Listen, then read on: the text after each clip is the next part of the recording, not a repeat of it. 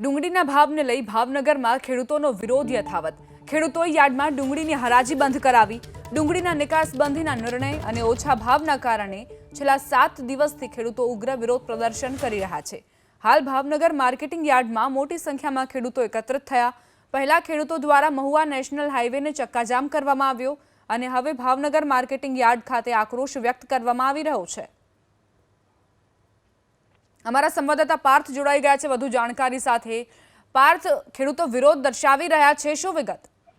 જે જણાવો, ભાવનગરમાં છેલ્લા 7 દિવસથી અલગ અલગ માર્કેટિંગ યાર્ડ છે ત્યાં વિરોધ કરવામાં આવી રહ્યો છે। જે સરકાર દ્વારા જે નિકાસબંધીનો નિર્ણય લેવામાં આવ્યો છે તેમના દ્વારા જે નિકાસબંધીનો નિર્ણય લીધો છે તેને લઈને ખેડૂતો છે તે વિરોધ કરી રહ્યા છે।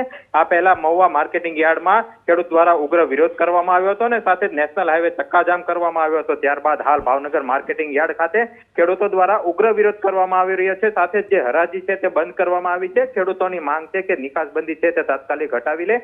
આ સાથે જે ડુંગળીના ભાવ બગડી ગયા છે તે ભાવ ખેડૂતોને પોષણક્ષમ આપવામાં આવે તેવી માંગ કરવામાં આવી છે। અને આ સાથે જ ખેડૂત આગેવાનોનું કહેવું છે કે તેઓ ભાવનગર જિલ્લાના ધારાસભ્ય અને સાંસદને આ બાબતે પત્ર પાઠવીને રજૂઆત કરશે। હાલ ભાવનગર માર્કેટિંગ યાર્ડ ખાતે 100 થી વધુ ખેડૂતો એકઠા થયા છે અને તેઓ જાહેર સભા સંબોધી રહ્યા છે અને આગામી દિવસોમાં શું રણનીતિ રહેશે તે ખેડૂતો નક્કી કરી રહ્યા છે।